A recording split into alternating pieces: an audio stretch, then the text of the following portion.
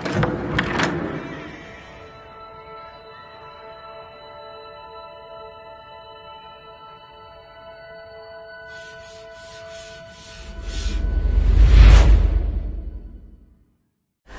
विद्यार्थी मित्रों, हूँ छूँ भूपेन्द्र भगत और स्वागत करूँ छूँ तमारू द क्रिप्टन एकेडमी चैनलनी ऊपर। तो विद्यार्थी मित्रों, આપણે ગતિના નિયમ પર આધારિત દાખલાઓ શીખી રહ્યા હતા। ઓકે, અને મને ખબર છે ત્યાં સુધી આપણે 18 સુધી દાખલા આપણે પૂરા કર્યા હતા। તો બાકીના દાખલાઓ બેટા આ વિડીયોની અંદર આપણે આજે પૂરા કરી દઈશું। ઓકે, ચાલો તો બેટા તો 19 થી સ્ટાર્ટ કરીએ આપણે 19। ઓકે, એક્ઝામ્પલ નંબર 19 જો બાળકો 100 kg દળની એક ગનમાંથી, હવે બેટા ગન તો દોરવું છે ને, દોરી તો શકાય બરાબર છે, પણ બેટા એ ટાઈમ ટેકિંગ પ્રોસિજર હશે એટલે હું છે ને ફટાફટ એક બ્લોક બતાવી દઉં છું। આ બ્લોકને તમે માની લેજો એક ગન છે અને આની અંદર બેટા એક સેલ છે।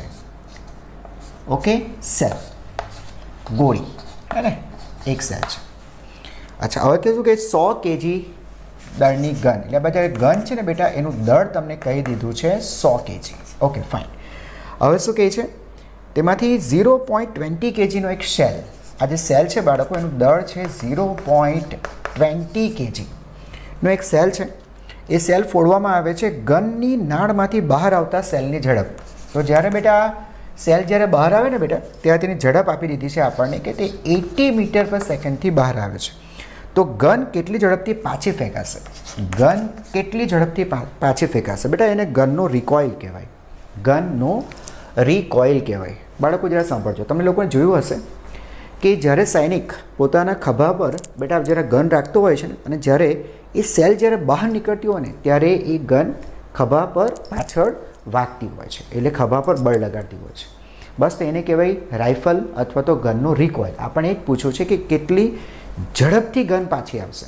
જો બાળકો એક કામ કરો, પહેલી વસ્તુ તો એ કે બેટા આ છે ને ગન અને સેલ है ना बेटा, गन और सेल थी बनतु एक है ने बाळको तंत्र विचारी लो, एक सिस्टम है। तो बाळको आ तंत्रनु शरूआतनु वेगमान, तंत्रनु शरूआतनु वेगमान, तो बाळको शरूआतनु वेगमान तो 0 है, तमे समझो छो बाळको, शरूआतमां तेनुं वेगमान 0 है, कारण के तमारी गन पण स्थिर है ने सेल पण स्थिर है। तो शरूआतનું વેગમાન એને હું લખું છું ભાઈ PI, તો બેટા PI 0 છે। હવે સર તંત્ર પર બહારથી કોઈ બળ નથી લાગતું, તંત્ર પર બહારથી કોઈ બળ નથી લાગતું, હે કે નહીં બાળકો? કોઈ બળ લાગે છે? નથી લાગતું સર, બહારથી કોઈ બળ નથી લાગતું।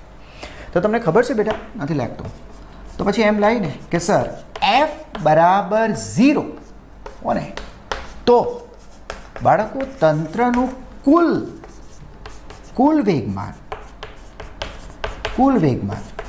P कुल वेगमान P ये तो अचल रहेशे। बाळको आ स्टेटमेंट तमने खबर पड़ी दीकरा? તમે ન્યૂટનની ગતિનો બીજો નિયમ સમજો છો, સદિશ F બરાબર સદિશ dp બાય dt। જો બાળકો F 0 હોય ને, હું લખું છું, જો F બરાબર 0 તો બાળકો એનો અર્થ થયો dp બાય dt બરાબર 0। જોજો બાળકો dp બાય dt બરાબર 0। હવે બેટા વિકલન શૂન્ય બતાવે છે, વિકલન શૂન્ય બતાવે છે। વિકલન શૂન્ય કોનું હોય? અચળ સંખ્યાનું જ બાળકો વિકલન શૂન્ય હોય, તો એ અર્થમાં બાળકો વેગમાન અચળ છે। તો યાદ રાખો, જો તંત્ર પર બાહ્ય બળ ન લાગતું હોય તો તંત્રનું કુલ રેખીય વેગમાન બાળકો અચળ હોય, હે ને? સમજાઈ ગયું? બસ તો એ જ લખ્યું છે બાળકો કે કુલ વેગમાન અચળ છે। એનો મતલબ કે શરૂઆતનું વેગમાન એટલું જ અંતિમ વેગમાન, માટે P initial equal to P final. P final એટલે બેટા અંતિમ વેગમાન એટલે સેલ છૂટ્યા પછીનો વેગમાન, એને આપણે કહીશું અંતિમ વેગમાન, બરાબર?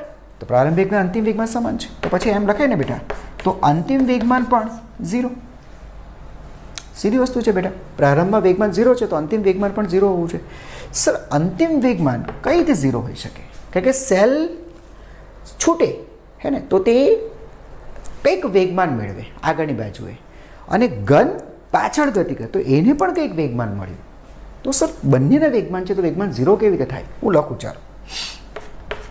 P1 માની લો કે ઘનનું વેગમાન છે, ઓકે સર, ઘનનું વેગમાન છે, વત્તા બાળકો P2 એ સેલનું વેગમાન છે અને એનો સરવાળો 0 છે. હા સર. તો આનો અર્થ શું થયો બાળકો? આ વસ્તુને આપણે અહીંયા જોજો. એનો અર્થ શું થયો કે સદિશ P1 ઇક્વલ ટુ માઇનસ સદિશ P2, એટલે બંને વેગમાન વિરોધી છે. એટલે જેટલું વેગમાન બાળકો સેલ આગળ મેળવે છે એટલું જ વેગમાન ઘન પાછળ મેળવે છે. તો તેનો સદિશ સરવાળો 0 થઈ જાય. એકદમ રાઈટ વાત છે. P1 is equal two minus P2. બોલો, ખબર પડી? એટલે બેટા બંનેના મૂલ્ય સરખા છે પણ દિશા વિરુદ્ધ છે. આ અલગ અલગ વસ્તુ છે બેટા. આ કહે છે વિરોધી સદિશ છે, વિરોધી સદિશના મૂલ્ય સરખા જ હોય. તો બેટા આ ઘનનું વેગમાન છે તો ઘનનું વેગમાન એટલે ઘનનું દળ ગુણ્યા તેનો વેગ. આ સેલનું વેગમાન છે, સેલનું દળ ગુણ્યા સેલનો વેગ. તો સર દાખલો પૂરો થઈ ગયો. V is equal two mv upon m. Okay, તો બેટા દળ કેટલું છે? સેલનું દળ કેટલું છે? સેલનું દળ છે 0.020, હે ને? ચાલો અહીંયા લખું છું 0.020. ઓકે, ગુણ્યા એની ઝડપ કેટલી છે? 80.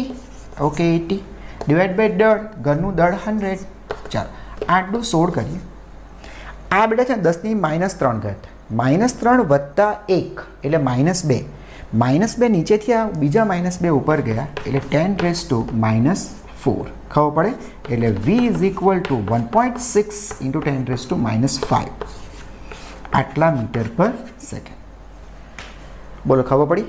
આ વધારે સોરી -5 નહીં બેટા, -3. ખબર પડી કેમ? 16 કરતાં 1.6 તમે નાના કર્યા તો આને વધારો, એને એટલે આમાં 1 એડ કરો એટલે -3 આટલા. અથવા સેન્ટીમીટર પર સેકન્ડ, સેન્ટીમીટર તો નહીં પણ રહેવાતું નહીં, ઇઝી સેન્ટીમીટર કરશો તો પાછા પ્રોબ્લેમ થશે. ઓકે, તો 1.6 ઇન્ટુ 10 રેઝ ટુ -3 મીટર પર સેકન્ડ. તો આ તમારો આન્સર છે. સમજાઈ ગયો પ્રશ્ન? ઓકે, લખી નાખો. આવી જાઓ 2020. એક બેટ્સમેન એક બોલ 54 કિલોમીટર પર અવર, એનો મતલબ થયો બેટા 54 કિલોમીટર એટલે 10 ની 3 ઘાત મીટર, 1000 થયા બાળકો, અને કલાક એટલે 3600 સેકન્ડ. એટલે આ બે 0 કાઢી નાખી એટલે ઉપર 10 બાકી રહેશે. 18 દુ 36, 18 તાલી 54 બરાબર છે એટલે 30 એટલે 1.30.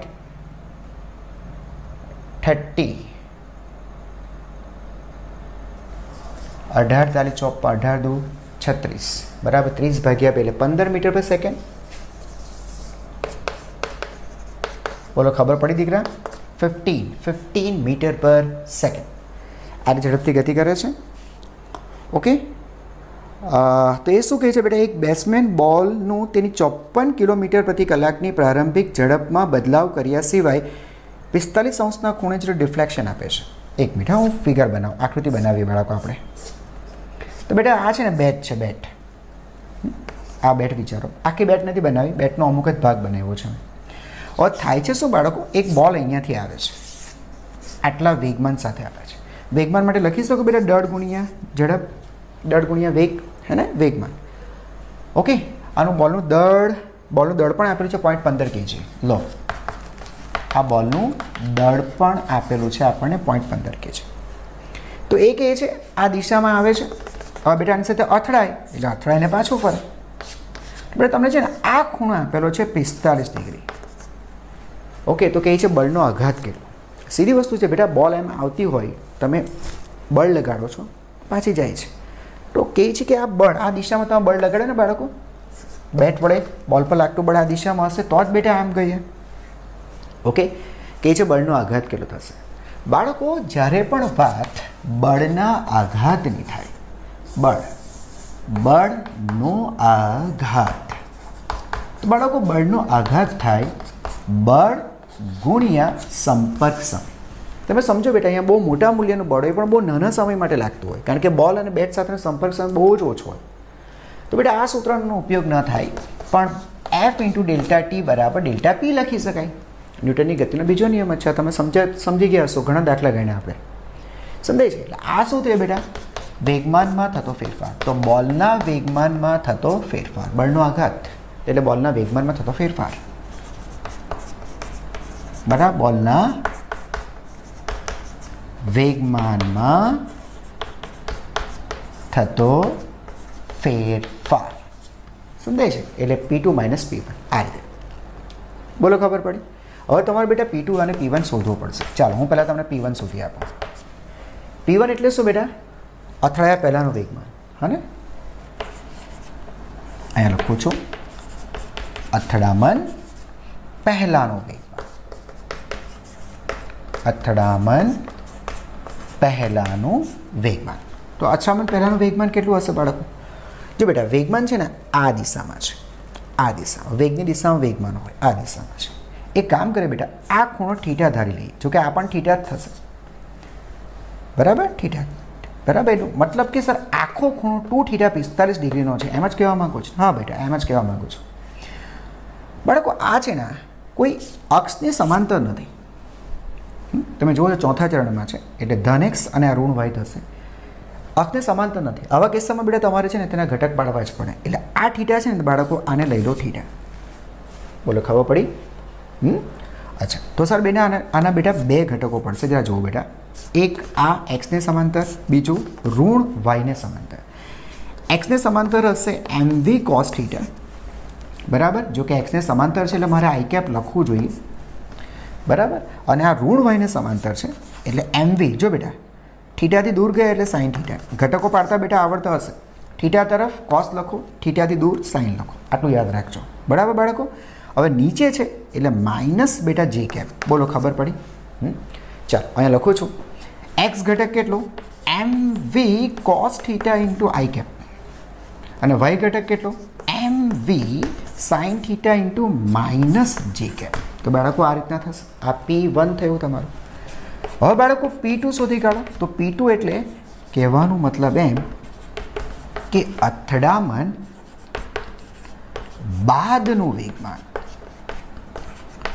અથડામણ બાદનું વેગમાન. અથડામણ બાદ આવો બાળકો અહીંયા.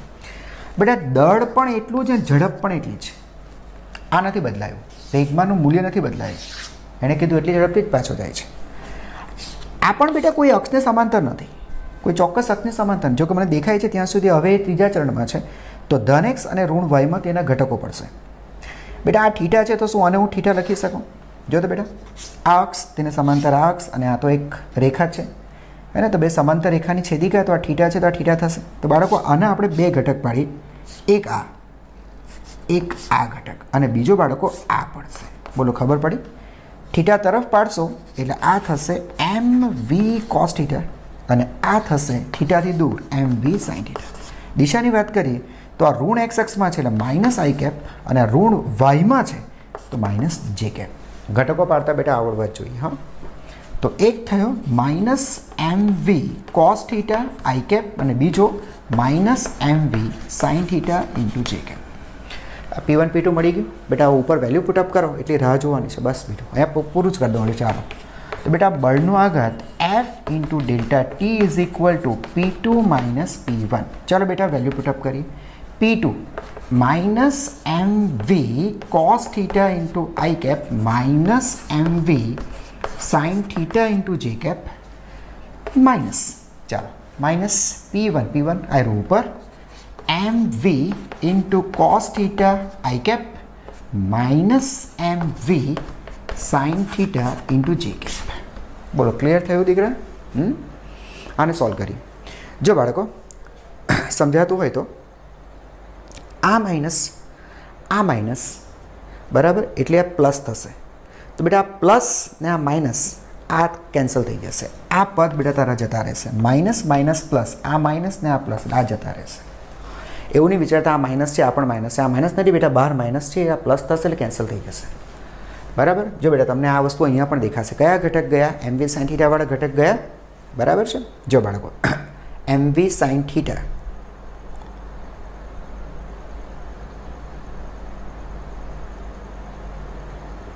જો બાળકો આ જો આ mv sin થીટા, આ પણ નીચે છે.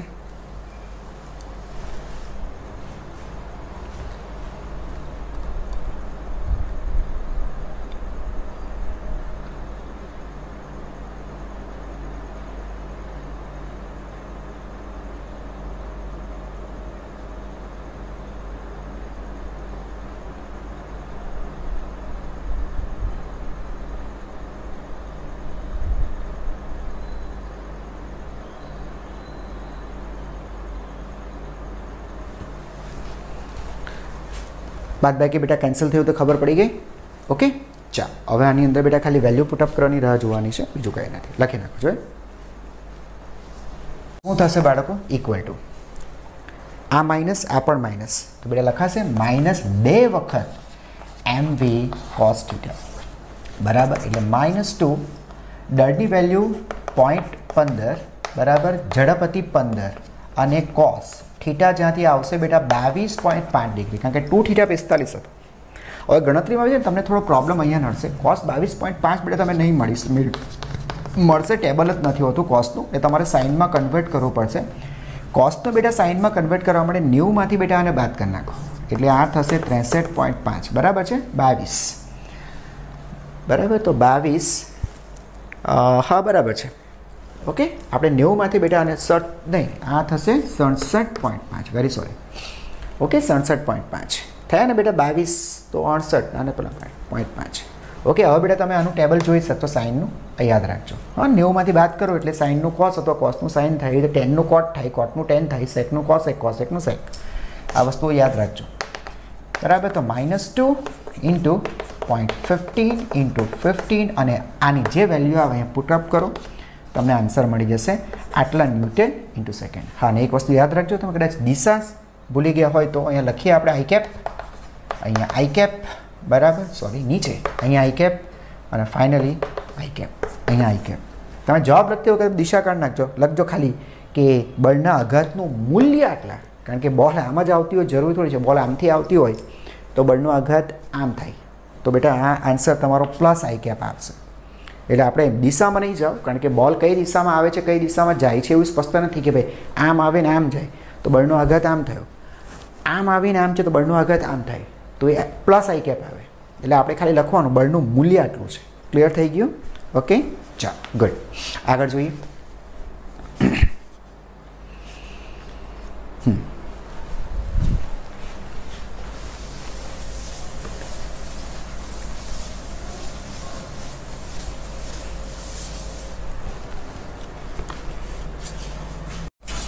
ત્રેવીસનો પ્રશ્ન જો.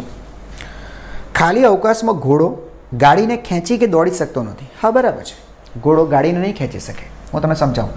એ શું બેટા, આપણે ચાલી પણ ન શકીએ ન દોડી શકીએ, કંઈ ન કરી શકીએ બરાબર. જો બેટા તમને સમજાવું, આ જમીન, આ જમીન. હવે જ્યારે પણ આપણે ચાલતા હોઈએ અથવા ઘોડો દોડતો હોય એટલે ઘોડો શું કરે બેટા, એના પગથી જમીનને પાછળ ધકેલવાનો પ્રયત્ન કરે, પાછળ ધકેલે બરાબર છે. તમને સમજાતું હોય તો આ રીતે જો આમ આમ ધકેલવાનો પ્રયત્ન કરે, સમજાય છે. આ બળને હું નીચે બતાવી દઉં, ચાલો આ રીતે. ઓકે ફાઇન, ચાલો ચાલશે, આટલું લગાડે. તો આને આપણે ક્રિયાબળ કહું બાળકો, ચાલો આને આપણે ક્રિયાબળ કહીએ, સમજાય છે. તો તમે જમીન ઉપર ક્રિયાબળ લગાડો છો તો જમીન તમારી પર પ્રતિક્રિયાબળ લગાડશે, જેને આપણે ન્યૂટનની ગતિનો ત્રીજો નિયમ કહીએ છીએ.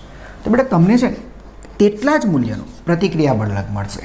આ પ્રતિક્રિયાબળ મળ્યું તમને, રિએક્શન મળ્યું, પ્રતિક્રિયાબળ મળ્યું, જેને હું આરથી ઓળખાય, રિએક્શન આર કહીએ. બોલો ખબર પડી? પ્રતિક્રિયાબળ મળ્યું. અચ્છા, હવે આ આકૃતિ બેટા હું અહીંયા બનાવું છું, જરા ધ્યાનથી સાંભળજો. અહીંયા બનાવું છું. આ ખાલી તમને પ્રતિક્રિયાબળ બતાવો. આમ જ છે ને બેટા, આમ જ છે હે ને. સરીસની દિશા નથી બદલી, જો કે સરીસનું મૂલ્ય નથી બદલું, તો સરીસ તો ગમે ત્યાંથી દોરી શકાય, મુક્ત સરીસ છે. તો તમને પ્રતિક્રિયાબળ આમ મળ્યું. તમને સમજો, તમે અહીંયા ઘોડો છે ને ઘોડા પર પ્રતિક્રિયાબળ આમ મળ્યું, એને ક્રિયાબળ લગાડ્યું, એને પ્રતિક્રિયાબળ મળ્યું. તો સર આ તો પ્રતિક્રિયાબળના બે ઘટક પડે, આ રીતે બે ઘટક પડે બેટા. આ પ્રતિક્રિયાબળનો સમસ્થિતિજ ઘટક અને આ પ્રતિક્રિયાબળનો બરાબર છે વાય ઘટક, એટલે ઉધ્વ ઘટક. ઓકે, તો સમસ્થિતિજ ઘટક છે ને બેટા, આ ઘોડાને આગળ જવા મદદ કરે છે. આ આગળ જવામાં, આગળ જવા માટે જવાબદાર છે. બોલો ખબર પડી બાળકો?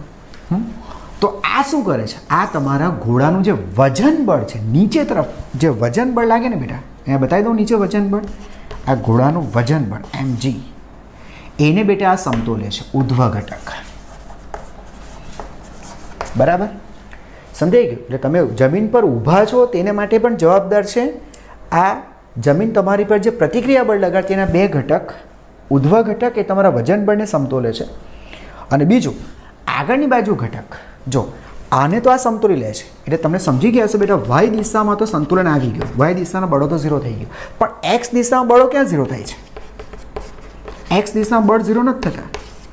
તો એક્સ દિશામાં પરિણામી બળ છે, એનો મતલબ એમ થયું બાળકો, એક્સ દિશામાં આગળની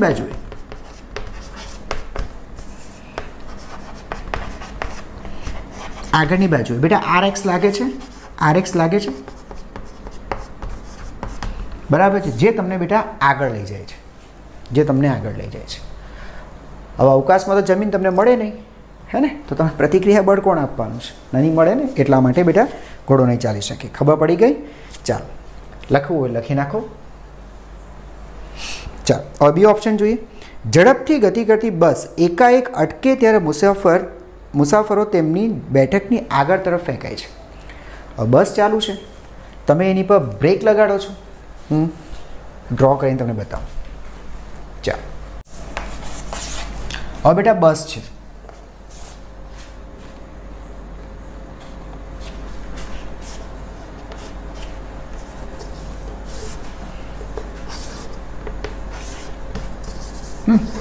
આ બસ, ઓકે.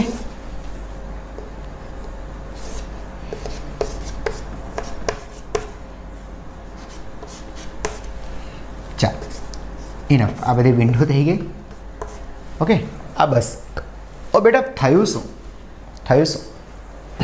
કે પેલો બસનો ડ્રાઈવર બ્રેક લગાડે. બ્રેક લગાડે એટલે બળ ક્યાં લાગ્યું બેટા? પાછળ બળ લાગ્યું. તો બેટા તમને આ દિશામાં શું મળ્યું? પ્રવેગ. તમે ક્યાં છો? સર અમે બસની અંદર છો. તમે બસની બેટા અંદર છો, સમજાય છે? તો તમે કઈ ફ્રેમ પર છો? તમારી નિદર્શ ફ્રેમ કઈ? સર મારી નિદર્શ ફ્રેમ પર પ્રવેગ લાગે છે. એટલે શું થયું બેટા? તમારા પ્રવેગી નિદર્શ ફ્રેમ પર છે. તમને ખબર છે પ્રવેગી નિદર્શ ફ્રેમ પર આભાસી બળ લાગે છે, એફપી સુડો ફોર્સ લાગે છે, અથવા ફીલ થાય છે. સુડો ફોર્સ કઈ દિશામાં હોય? સર સુડો ફોર્સ હંમેશા પ્રવેગની વિરુદ્ધ દિશામાં. તો તમે અંદર બેઠા છો, પ્રવેગ પાછળ છે, તો તમારી ઉપર પ્રવેગની વિરુદ્ધ દિશામાં આભાસી બળ લાગશે, એફપી. આગળ સમજાય છે? તમે આ ફીલ કરશો, એટલા માટે બેટા તમે આગળ જતા રહો છો. એ પણ યાદ રાખો, આભાસી બળનું મૂલ્ય કેટલું? તમારું દળ ગુણ્યા પ્રવેગ. અને આ પ્રવેગ કેટલો બેટા? એકચ્યુઅલી આભાસી પ્રવેગ કહે, ચાલો એને. તો આભાસી પ્રવેગનું મૂલ્ય બેટા પ્રવેગના મૂલ્ય જેટલું જ હોય, એટલે એફપીને આ રીતે જ લખાય છે, એમ જ લખાય છે. આભાસી પ્રવેગ નથી લખાતો. આભાસી પ્રવેગનું મૂલ્ય એ પ્રવેગના મૂલ્ય જેટલું જ હોય છે. બોલો, ખબર પડી? ચાલો, બહુ સરસ. સી જોઈએ હવે. સીને ધકેલવા કરતાં ખેંચવાનું સહેલું હોય છે. હા, બરાબર છે. જો બેટા આ ઘાસ કાપતું મશીન, ચાલો, બરાબર. હવે તમે અહીંયા ઊભા છો, તમે ઊભા છો અને તમે આને ધકેલો છો, આને ધક્કો મારો છો.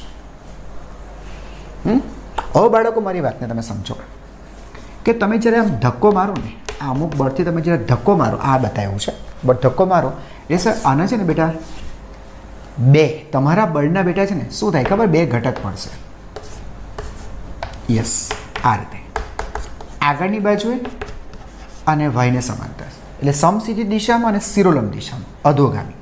શિરોલંબ તો ખરું જ, એ તો હું કહું જ છું, શિરોલંબ તો છે જ, પણ એના કરતાં વધારે અગત્યનું છે અધોગામી, નીચેની બાજુ. અધોગામી એટલે નીચેની બાજુ.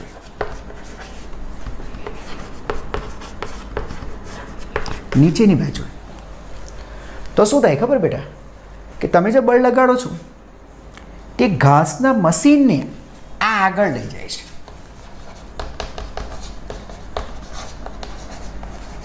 આગળ લઈ જાય છે. ચાલો, તો આ તો આપણા કામનું થયું. પણ આ જે બળ છે શિરોલંબ દિશા અધોગામીમાં, સમજાય છે? એ તો તમે નીચે ધકેલો છો, હે ને? નીચે લાગે છે. એ તમારા મશીનને એ તો નીચે ધકેલે છે. આ જે છે એફવાય નીચે ધકેલે છે. અથવા તો એમ કહીશું ને, ગતિને અવરોધે છે. આપણે તો આગળ ગતિ કરે ઈચ્છે છે. બોલો, ખબર પડી બેટા? ગતિને અવરોધે છે તો તમે તો નીચે બળ લગાડો છો. આ બરાબર છે, પણ આ નીચે લાગે છે એટલે પેલું શું કહેશે કે આ થોડું મુશ્કેલ પડશે. બરાબર છે? હવે ખેંચીએ તો શું થાય? આ પહેલાં ડ્રો કરી લો, જો તમને હું પછી સમજાવું. તો શું થાય? જો હવે આ મશીન છે, હવે તમે એને ખેંચો છો, બરાબર? આમ છો, આમ, અને તમે છે ને બેટા ખેંચીને આગળ લઈ જાઓ છો, આમ. બળ તમે આમ લગાડો છો, આમ તમે ખેંચીને આગળ લઈ જાઓ છો. તો આવા કેસમાં આ જે બળ છે એ બળ બેટા આમ છે, આમ છે. તો બાળકો એના બે ઘટક પડશે, એક એક્સ દિશામાં આ અને આ વાય દિશામાં, બરાબર? તો એક્સ દિશામાં જે બળ છે એ બળ તો તેને આગળ લાવશે, આટલું તો બધાને ખબર પડે, આગળ લાવશે. અને આ જે છે ને એ તેને ઉપર ઉચકે છે, ધકેલતું નથી, ઉચકે છે. એટલે કહેવાનો મતલબ મશીનને હલકું કરે છે. તો મશીન હલકું થાય બેટા તો એ આપણા માટે આગળ લઈ જવા માટે બધું વધારે સરળ થશે, ખેંચવું વધારે સારું છે. બોલો, ખબર પડી કે? આઈ હોપ કે તમે લોકો સમજી ગયા હશો. અને છેલ્લો પ્રશ્ન છે, અને આજની સાથે વિડીયો પણ આજનો આપણે પૂરું કરશું. ક્રિકેટર કેચ પકડવા માટે હાથ પાછળ ખેંચે. હા બાળકો, બરાબર? કોઈ પણ અનુભવી ક્રિકેટર હોય ને બાળકો, નહીં ખેંચશે ને બાળકો તો એના હાથ ઉપર વાગશે અને કદાચ કેચ છૂટી પણ જશે. કારણ તમને કહું કે બળ છે ને બેટા એ વેગમાનમાં થતા ફેરફારના સમય દર પ્રમાણે હોય. વેગમાનમાં થતા ફેરફારનો સમય દર એ બળ બરાબર છે. હવે જો બાળકો તમે હાથ પાછળ ન ખેંચો ને, બે ઓપ્શન તમને આપું. ફર્સ્ટ, ન ખેંચો, એક જ મિનિટ, ન ખેંચો.